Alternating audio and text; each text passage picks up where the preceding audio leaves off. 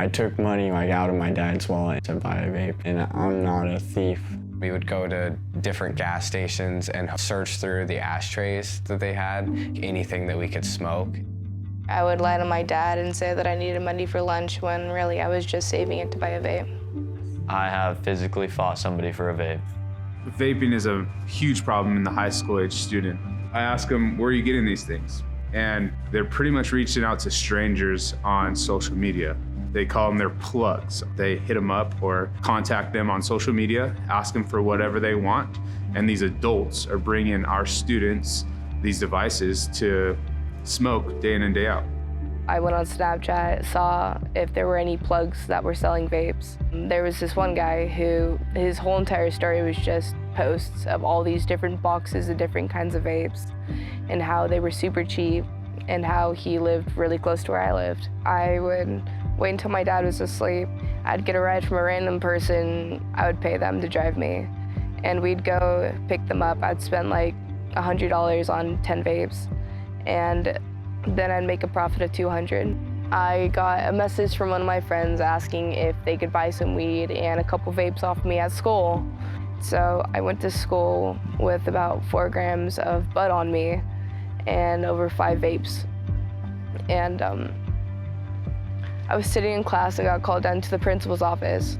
And there were 2 cops down there. I just pulled out what I had, and right there I got an intent to sell and a misdemeanor for possession of marijuana. Vaping did lead to other substances that I put into my body.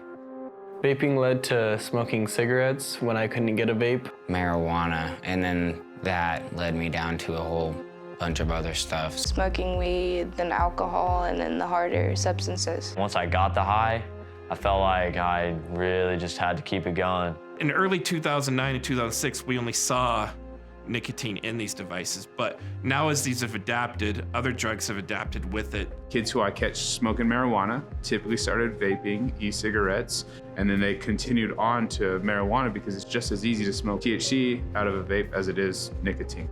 So street vaping is a lot more dangerous than buying from an actual vape shop because people are making these chemicals in their homes and then they're selling them and you don't know what's in them. These dealers, adults that are willing to sell to children, are just selling them whatever they can get their hands on to get their money. Even here on campus, I have tested a device and it tested to have fentanyl inside of it. We have people who are dying from these things because they smoke something that they don't know what it is and potentially have an overdose. So we have actually heard of meth being vaped, heroin, MDMAs like Molly, ecstasy.